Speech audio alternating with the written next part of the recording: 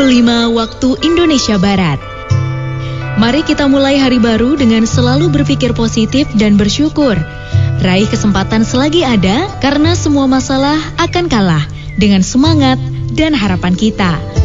Pacu semangat Anda dengan ditemani program-program terbaik dari Reco Buntung 99,4 FM. Diawali dengan Lentera Rohani.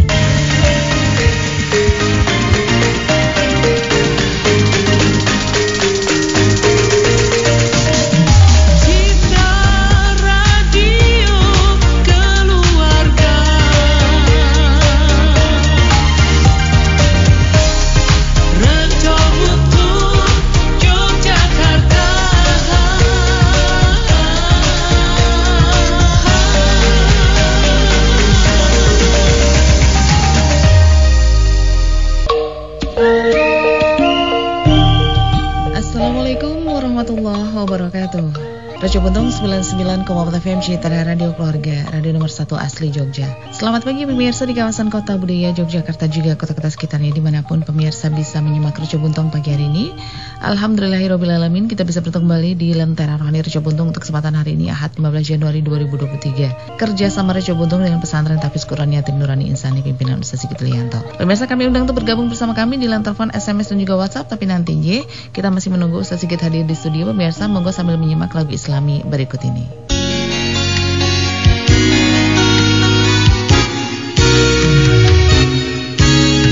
Reco Buntung Yogyakarta, Citra Radio Keluarga.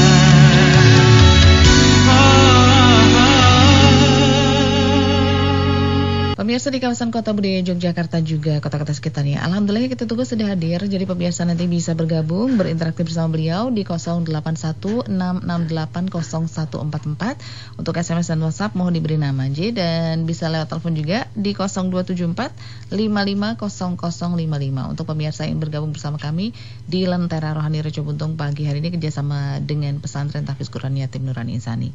Ustaz Sigit sudah hadir di studio pemirsa, jadi nanti bisa bergabung, berinteraksi sesudah tausiah. Assalamualaikum Ustaz Sigit. Waalaikumsalam warahmatullahi wabarakatuh.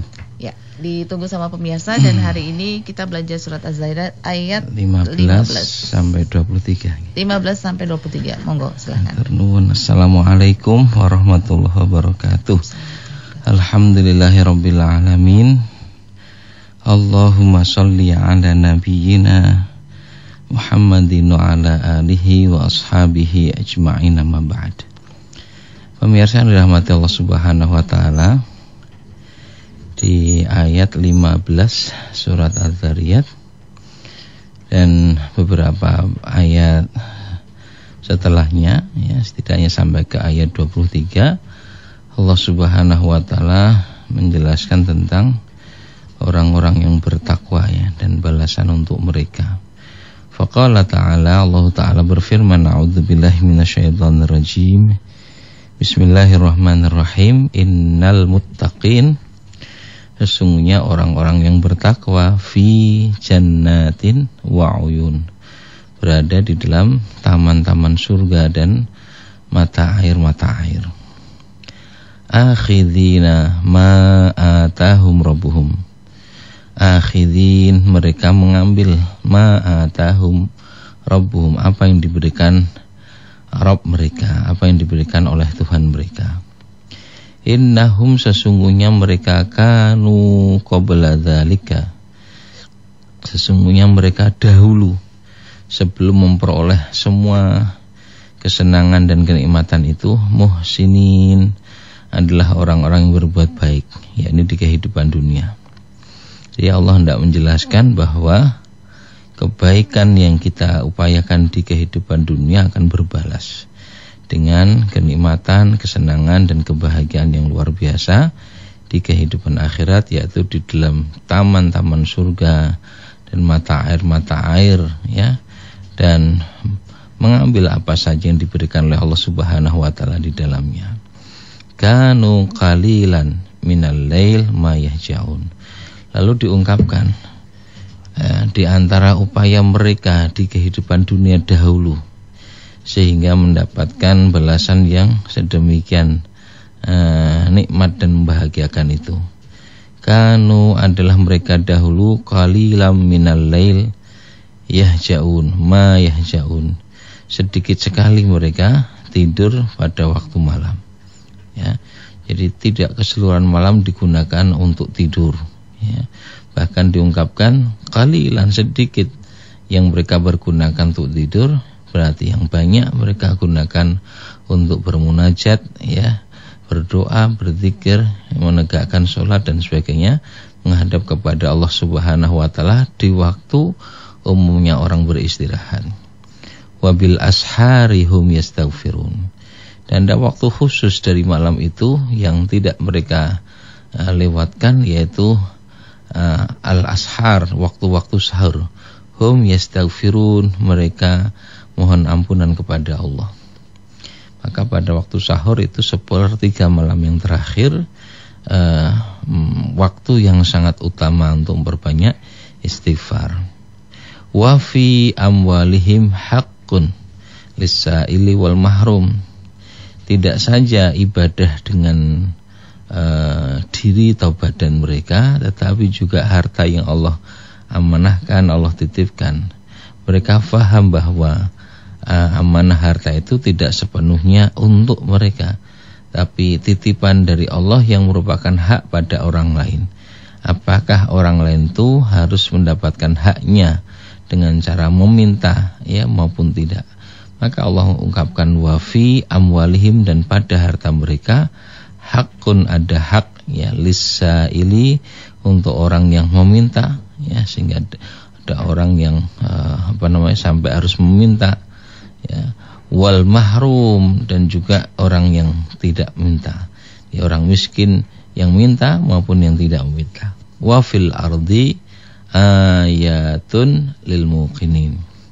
Dan di bumi terdapat tanda-tanda kebesaran Allah bagi orang-orang yang yakin, ya. Artinya orang-orang bertakwa memperhatikan tanda-tanda kebesaran Allah Subhanahu wa taala, tampak, ya, oleh mereka, sadar betapa itu semua adalah tanda keagungan Allah. Wa fi anfusikum, bahkan terhadap diri kalian, afala tubsirun, apakah kalian tidak perhatikan, ya, pun di dalam diri kita ada tanda-tanda keagungan kebesaran Allah Subhanahu wa taala. Wa fis sama, juga di langit, rizqukum wa ma tu'adun, ya, ada rezeki kalian, ya, dan apa yang dijanjikan kepada kalian. Fa rabbis samaa'i wal ard, maka demi Rabb langit dan bumi, innahu, sesungguhnya dia Rabb langit dan bumi itu lahaqqun, ya, lahaqqun, benar-benar hak, sungguh, ya, merupakan hal yang hak, yang pasti terjadi. Mithlama annakum tantiqun, ya, seperti apa yang kalian ucapkan, ya. Maka demi Allah Rabb langit dan bumi, sungguh apa yang dijanjikan pasti terjadi seperti apa yang kalian ucapkan.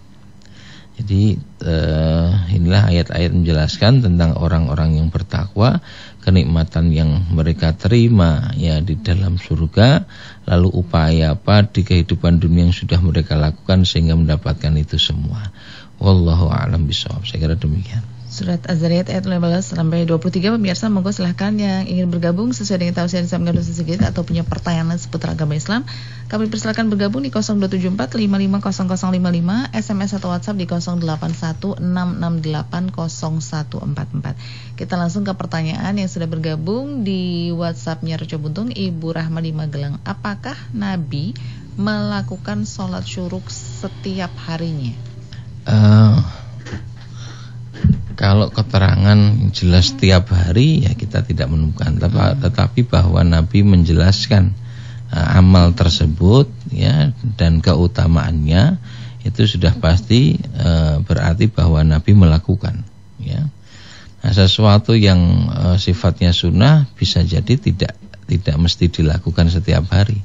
Tapi meskipun hanya dilakukan sekali atau 2 kali, itu sudah menjadi sunnah dari Nabi Sallallahu Alaihi Wasallam yang bisa kita lakukan, ya. Seperti duha, Nabi juga enggak tiap hari sholat duha, tapi kita mengerjakannya tiap hari pun tidak mengapa, tidak lantas menjadi enggak boleh gitu. Ya. Nah, yang pasti tiap hari yang dilakukan adalah hal yang bersifat wajib. Adapun yang sunnah ya sesuai dengan ya kemampuan kita dan kemungkinan bagi kita untuk melakukannya. Wallahu a'lam bishawab. Itu ya Bu Rahma, kemudian Ibu Emi di Jakal. Arti makruh itu apa Ustaz? Makruh itu dari kata karoha yakrahu, ya benci. Makruh sesuatu yang dibenci.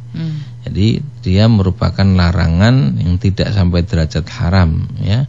Tapi bagi orang beriman ya, kalau dikatakan itu makruh itu saja sudah cukup bagi dia untuk menjauhi, meninggalkan ya, karena makruh berarti sesuatu yang dibenci oleh Allah. Jadi bagaimana mungkin kita yang mengimani Allah tapi melakukan sesuatu yang dibenci olehnya ya. Allahu a'lam bishawab. Yang kedua, mohon dijelaskan tentang keharaman berjualan di hari Jumat, juga jual beli di masjid. Ya, haram berjual beli di hari Jumat itu kan seperti yang disampaikan Allah dalam surat Al-Jumu'ah, surat ke-62 ayat 9, ya ayyuhalladzina amanu idza nudiya lis-salati mi yaumil jumu'ah fas'au ila dzikrillah. Terus kalimat yang mungkin dimaknai larangan jual belinya kan wadzarul bai'. Wahai orang-orang beriman, jika kalian dipanggil untuk menunaikan sholat di hari Jumat, fas'au ila dzikrillah, bersegeralah untuk mengingat Allah, itu bersegeralah tunaikan sholat Jumat. Wadzarul bai', tinggalkan jual beli.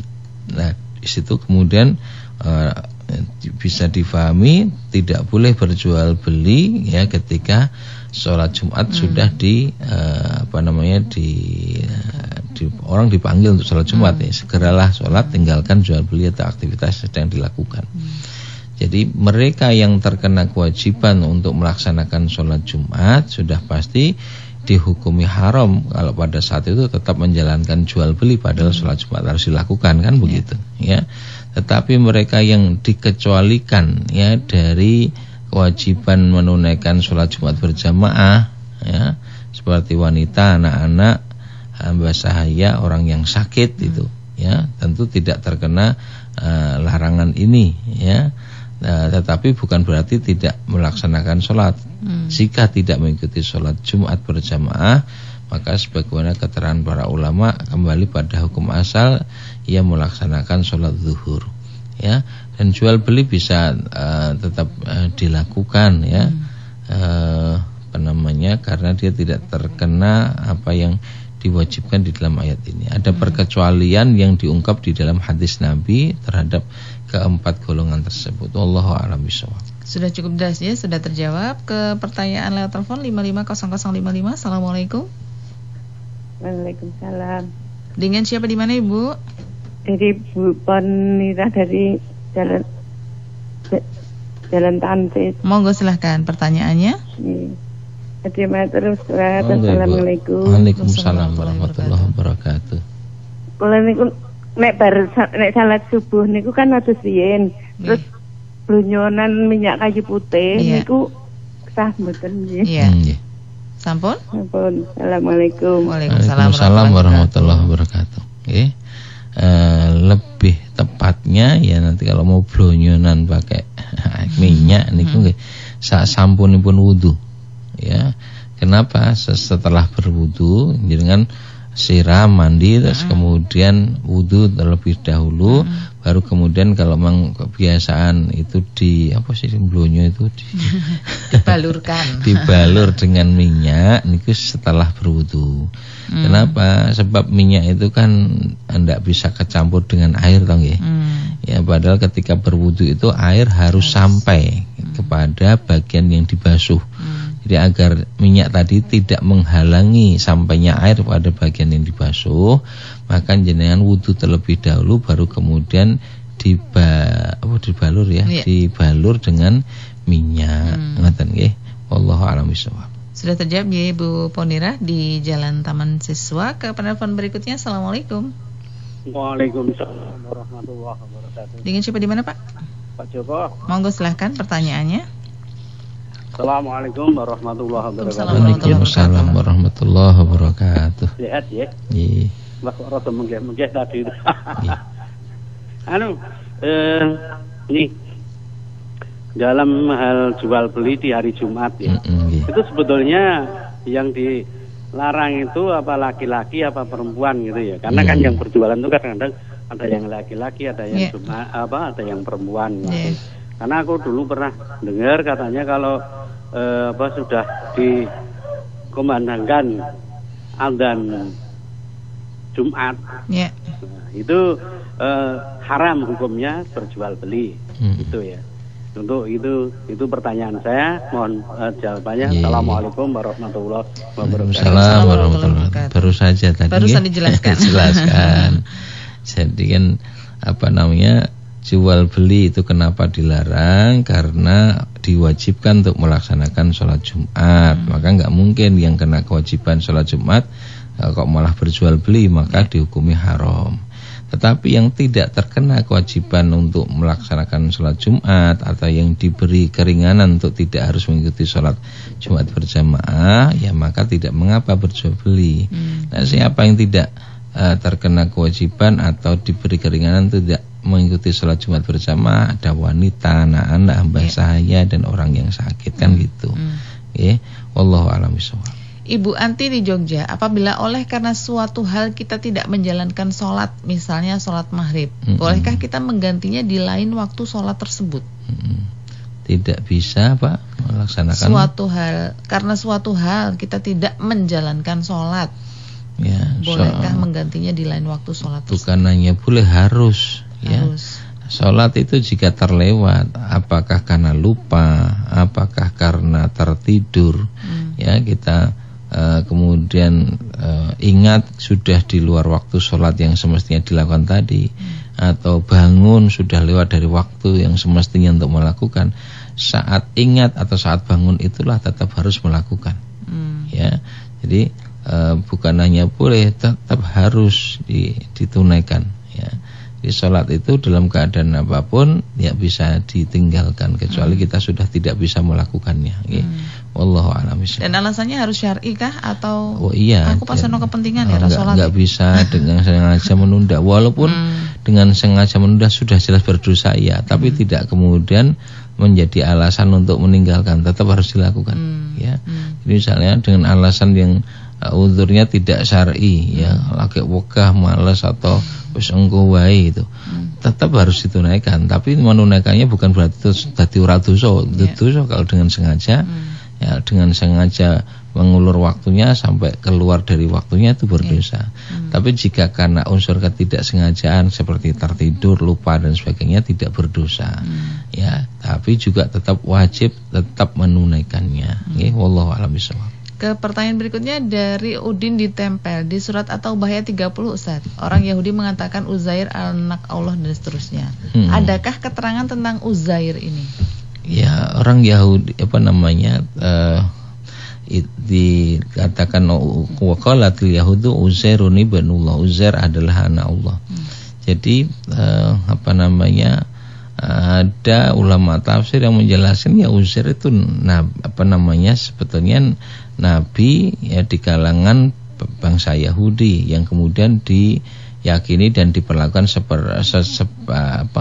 secara berlebihan sebagaimana Isa ibnu Maryam yang juga merupakan nabi utusan Allah, lalu diyakini dan diperlakukan secara berlebihan sebagai Tuhan atau anak Tuhan oleh orang-orang Nasrani gitu. Nah, sebagian ulama tafsir yang lain Uzair itu orang yang mulia, orang yang soleh, yang perlakukan tadi juga secara berlebih-lebihan. Nah, kalaupun ia difahami sebagai nabi, juga dimungkinkan karena memang nabi dan rasul itu jumlah yang sebenarnya kan sangat banyak. Walaupun nama yang disebutkan dalam Quran hanya 25, tetapi prinsipnya setiap umat ada rasul yang diutus oleh Allah Subhanahu wa taala sebagaimana disampaikan di ayat 36 surat An-Nahl. Wallahu a'lam bishawab. Tentang menunda sholat tadi dari Mama Rafi di Kajaran Magelang. Kalau pas di rumah sakit, pas antri, takut keburu dipanggil, kemudian sholatnya telat, itu bagaimana? Nanti kita pas sholat ternyata dipanggil. Bu Raffi gitu. Orangnya nggak ada, nanti kelewat. Iya, apa namanya? Alasan syar'i nggak yang begini, udzur syar'i nggak yang begini. Kalau waktu sholat sudah tiba itu kan cukup lama rentangnya. Rakyat mau nindak ke sholat itu, jadi artinya apa namanya? Kalau kira-kira itu masih cukup lama, kenapa nggak segera sholat terlebih dahulu ya, sampai kemudian mepet ya, khawatir terlewat ya rapopo ketimbang kelewat sholatnya kan gitu. Jadi kelewat itu kan hanya berkaitan dengan waktu, nanti ya antri mulih gitu ya, ketimbang kita mau mengorbankan lewat sholatnya gitu ya. Jadi itu kan hanya nanti untuk ngambil obat atau ngantri apa itu masih mungkin nanti untuk ngantri lagi nggih mboten napa-napa nggih. Saya kira agar kita tidak meremehkan lah ya, salat malah mengko-mengko gitu nggih. Wallahu a'lam bishawab. Itu jadi Mama Raffi sudah terjawab. Ke penelpon berikutnya. Assalamualaikum. Waalaikumsalam. Dengan siapa di mana, Pak? Dari Pak Handoyo, Kulon Progo. Monggo Pak Handoyo.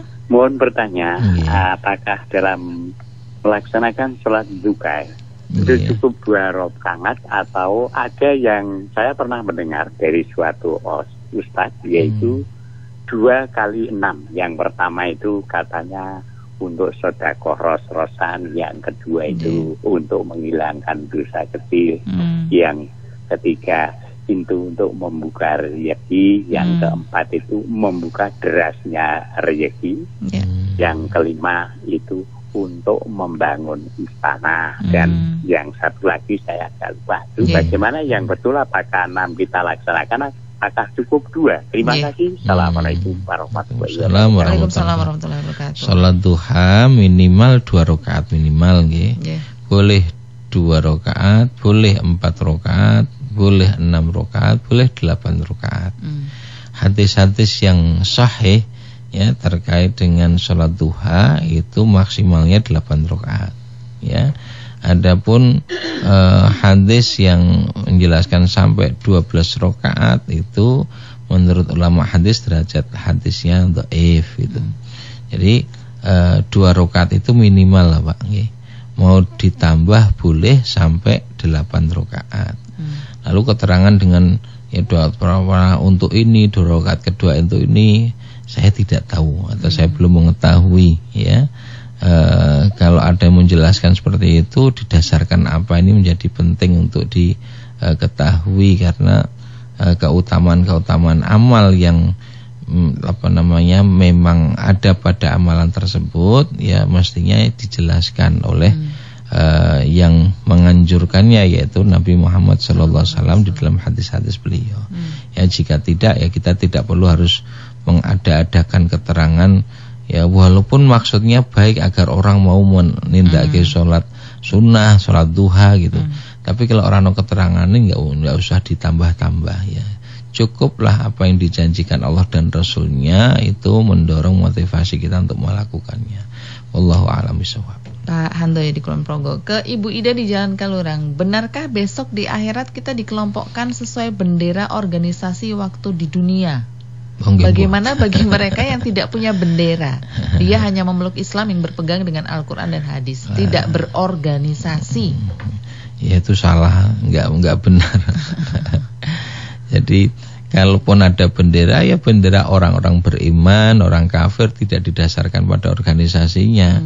Enggak akan ditanya nanti kamu ikut organisasi apa enggak. Yang ditanya itu man rabbuka, Tuhanmu siapa? Man nabiyuka, siapa nabimu gitu ya, apa kitab yang diturunkan padamu, kan gitu. Jadi enggak ditanya kamu dari organisasi mana, masuk jadi anggota tahun berapa, enggak ditanya. Ya, jadi ya, kalaupun dikelompok-kelompokkan itu didasarkan iman dan amal soleh, itu yang pasti nggih. Nah kalau ada ngajarkan berdasarkan apa namanya bendera organisasi ya itu mengajarkan fanatisme kelompok, padahal ini bertentangan dengan tauhid. Jadi landasan yang pasti benar dan memastikan kita masuk surga itu iman dan amal soleh itu saja ya, bukan organisasi. Kalau begitu nanti akan menjadikan organisasi menjadi ukuran kebenaran. Nah ini kan sama dengan mempertuhankan selain Allah nanti. Wallahu a'lam bishawab. Itu ya Bu Ida di Jakal. Ke Suwiji di Kulon Progo. Andai kata ada yang bisa mendahului takdir, pastilah itu ain. Sebenarnya ain itu gangguan jin atau sihir, Ustaz? Kalau ada takdir gimana? Andai kata ada yang bisa mendahului takdir, pastilah itu ain. Sebenarnya ain itu ini pertama kalimat dari mana ini saya nggak ngerti. Jadi dari Mas Wiji di kelompok WhatsApp. Kalau ada yang mendahulukan takdir pastilah ada ain. Nah, itu saya nggak ngerti kalimat dari mana. Ya kalau apa namanya kalimat yang lain misalnya yang memungkinkan orang berubah dari dari satu takdir pada takdir yang lain adalah doa. Nah, itu malah ada hadisnya, bertarung antara doa dengan takdir hingga salah satu mengalahkannya.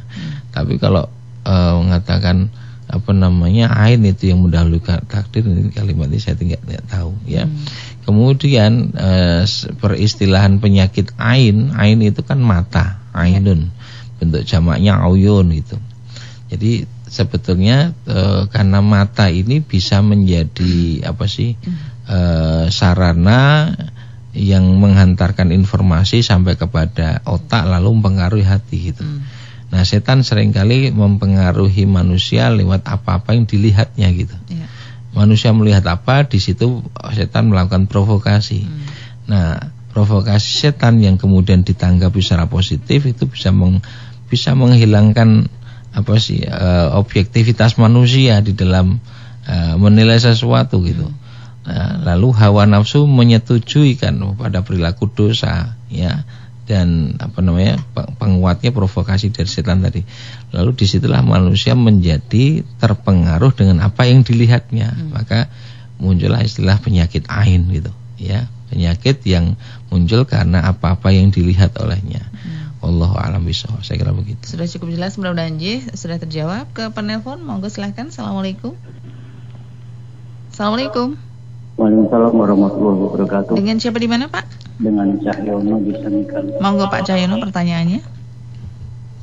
Ustaz, untuk Nabi sebelum hijrah dari Mekah ke Madinah, itu kan setelah hijrah ke Madinah, seperti Abdurrahman bin Auf itu disaudarakan dengan Sa'ad bin Abi Waqqas. Itu misalnya dulu itu apakah Nabi itu sudah pernah dakwah ke Madinah sehingga ada orang-orang Ansor yang disaudarakan dengan orang-orang yang hijrah tersebut gitu. Mohon penjelasan tentang sirah nabawiyah. Terima kasih. Assalamualaikum warahmatullahi wabarakatuh. Waalaikumsalam warahmatullahi wabarakatuh. Panjang ini. Ini pentingnya ya, dan masih banyak ya kaum muslimin orang Islam tuh yang masih asing dengan sirah nabawiyah. Padahal seharusnya itu wajib diketahui karena sirah nabawiyah itu sejarah kehidupan Nabi dari lahir sampai wafatnya, termasuk bagaimana kemudian menjadi Rasul dan melaksanakan perintah Allah, itu kan terekam semuanya di dalam sejarah kehidupan beliau yang ditulis oleh para ulama secara kronologis gitu. Nah, jadi sebelum Rasul dan para sahabat hijrah ke Madinah itu sudah ada seorang sahabat yang diutus oleh Rasul namanya Mus'ab bin Umair untuk membersamai beberapa orang Madinah ya, yang beberapa orang Arab Madinah yang sudah masuk Islam, sudah bersyahadat, tapi Rasul meminta untuk menyembunyikan keislamannya terlebih dahulu pada ketika musim haji gitu. Nah, kemudian ketika mau pulang ke Madinah, Rasul menyertakan Mus'ab bin Umair, sahabat yang dari Mekah ini, untuk apa? Ngajari agama ya, ngajari Quran dan agama bersama beberapa orang Madinah sudah masuk Islam secara sembunyi-sembunyi tadi. Sampai di Madinah, Mus'ab mengajarkan Quran, mengajarkan agama dan berdakwah. Ini sebelum hijrah. Nah, ringkasnya dakwahnya Mus'ab bin Umair itu sukses besar. Hampir seluruh penduduk Madinah masuk Islam. Ya, barulah ada izin dari Allah untuk Nabi dan para sahabat berhijrah, dan tempat hijrahnya itu adalah Yathrib atau Madinah ini. Nah, sehingga ketika Nabi berhijrah ke Madinah itu sudah ditunggu-tunggu tuh orang yang sudah berislam gitu, ya. Bahkan sempat keliru ketika Nabi sampai di sana, itu kan berdua dengan Abu Bakar, dikiranya Abu Bakar ini adalah Rasul, ya, karena lebih sepuh gitu, ya. Nah, ketika Abu Bakar pintar kemudian berkomunikasi pada Rasul, menyebut, nah beliau barulah orang tahu inilah Rasulullah sallallahu alaihi wasallam gitu. Nah, setelah Rasul tiba di Madinah, pertama bangun masjid, kedua mempersaudarakan sahabat-sahabat Muhajirin dengan Ansor. Jadi mempersaudarakannya memang antara Muhajirin dengan Ansor belum pernah ketemu, tapi sudah merasa saudara. Kenapa? Sudah ada ikatan akidah, ikatan iman gitu. Nanti jangan baca ayat 9 surat Al-Hasr bagaimana persaudaraan yang luar biasa ini. Sampai wa yu'thiruna ala anfusihim walau bihim khassasah. Ya, sahabat-sahabat Ansor, orang yang beriman di Madinah ini mendahulukan kepentingan saudaranya yang berhijrah di Mekah ini, ya, meskipun mereka sendiri butuh tapi didahulukan kepentingan saudaranya itu, ya. Jadi begitu, ya. Nabi sendiri ya baru ke Madinah saat itu gitu. Tapi proses dakwahnya sudah dilakukan terlebih dahulu oleh utusannya Rasul, yaitu Mus'ab bin Umar tadi. Wallahu a'lam bishawab, saya kira demikian. Sudah terjawab Pak Cahyono di Samigalo. Ke pertanyaan dari Ibu Siti. Saya pergi ke suatu tempat, sholat duhur saya tepat waktu, lalu jalan-jalan lagi. Setelah sekian lama cuaca mendung, saya lihat jam di HP, saya kira sudah asar, ternyata baru jam 2 lebih, tapi saya sudah kebacut sholat asar. Sampai rumah jam 4 kira-kira, kemudian mandi dan sholat asar lagi. Benarkah saya ini baleni sholat asar itu tadi? Iya benar, karena memang melaksanakan sholat belum masuk waktunya kan tidak sah. Salah satu syarat sahnya sholat sudah masuk waktu. Jadi sebelum sholat dilakukan pastikan memang waktunya sudah masuk. Ya, kemudian dalam keadaan suci dari hadas dan najis, menghadap kiblat, tertutup aurat, itu kan syarat sahnya sholat.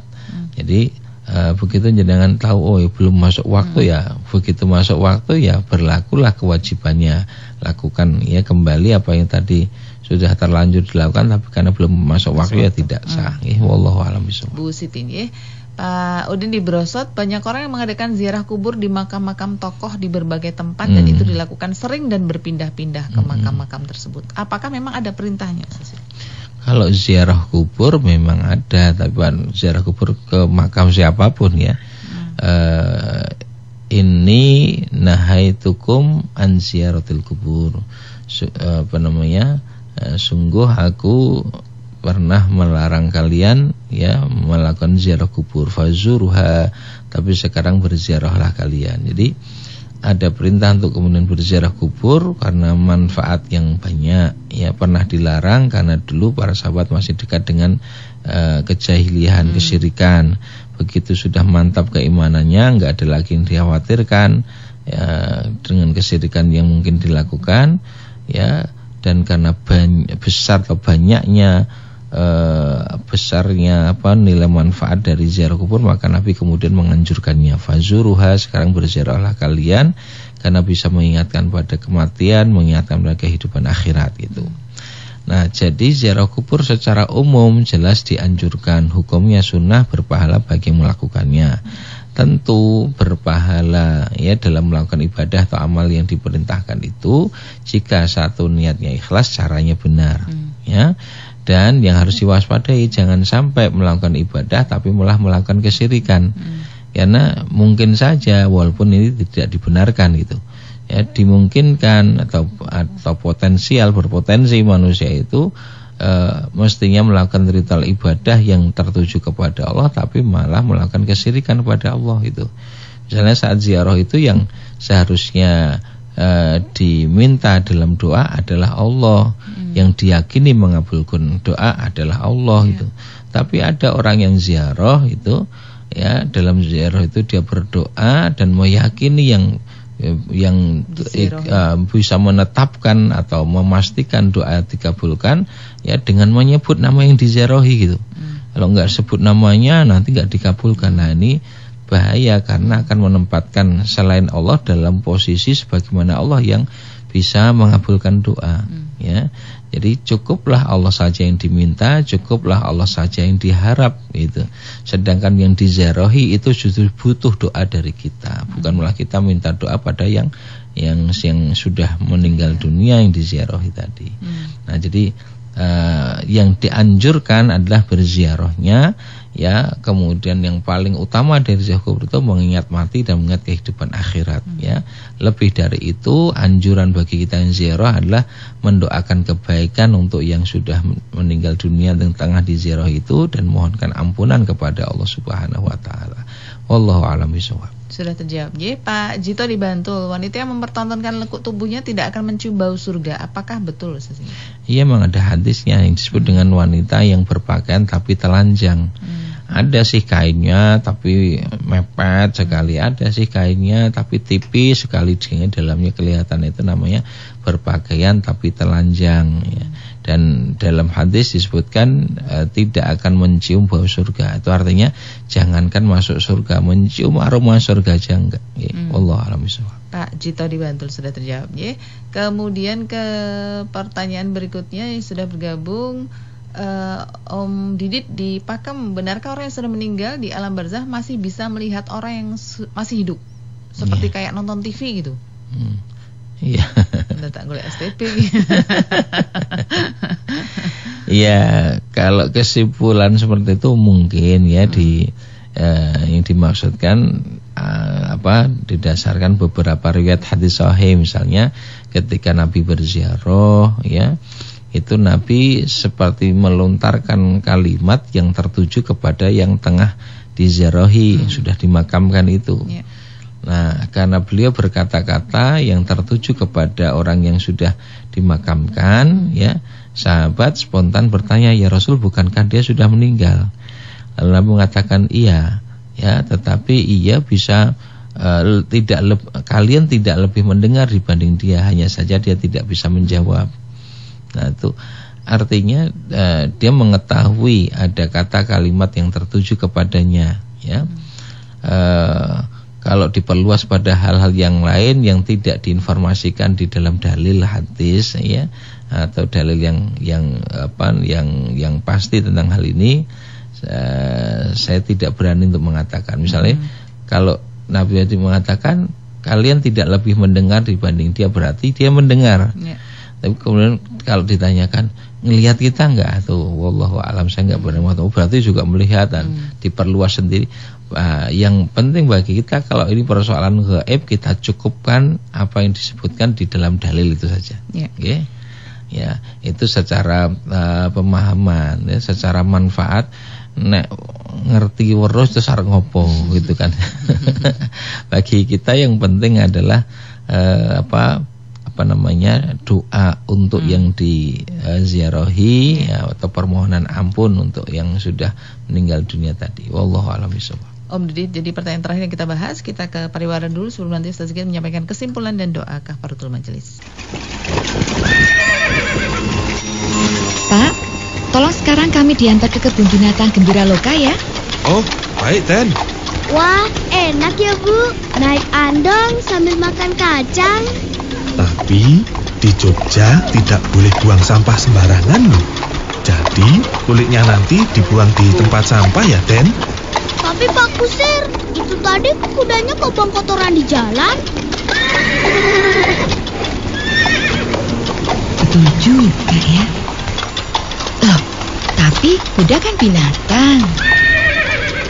Marilah kita jaga Yogyakarta yang bersih, sehat, indah, dan nyaman.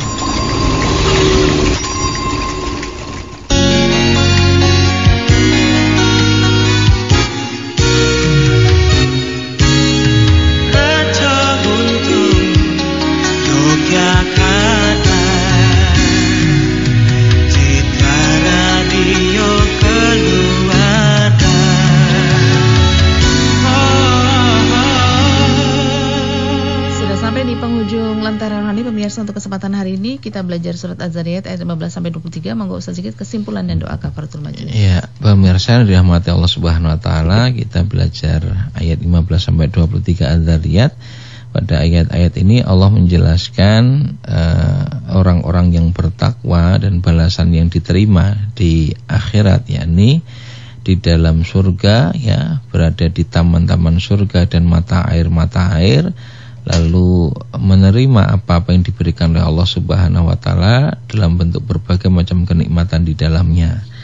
Kemudian yang kedua, Allah sampaikan juga melalui ayat ini upaya yang telah dilakukan oleh orang-orang bertakwa ini sehingga mendapatkan semua kenikmatan ya di dalam surga seperti itu, yakni karena sepanjang di kehidupan dunia mereka melakukan ya amal-amal kebaikan, kemudian menggunakan waktu-waktu malam yang untuk ibadah kepada Allah, kemudian beristighfar pada waktu-waktu sahur, bersedekah dengan harta yang Allah titipkan, mengambil pelajaran dari tanda-tanda kebesaran Allah di bumi ya pada diri mereka sendiri ya, juga ini yang kedua. Kemudian yang ketiga, Allah Subhanahu wa taala juga menjelaskan bahwa di langit terdapat sebab-sebab rezeki ya berupa matahari, bulan dan sebagainya itu yang kemudian mempengaruhi nanti faktor hujan dan sebagainya, lalu diturunkan ya hujan tadi dan berbagai macam sebab dari pergerakan benda langit dan sebagainya itu, lalu manusia mendapatkan rezeki dari apa-apa yang telah ditumbuhkan oleh bumi, apa-apa yang diturunkan oleh langit dan seterusnya. Itu ya, paling tidak 3 itu yang disebutkan oleh Allah Subhanahu wa taala di dalam ayat-ayat ini.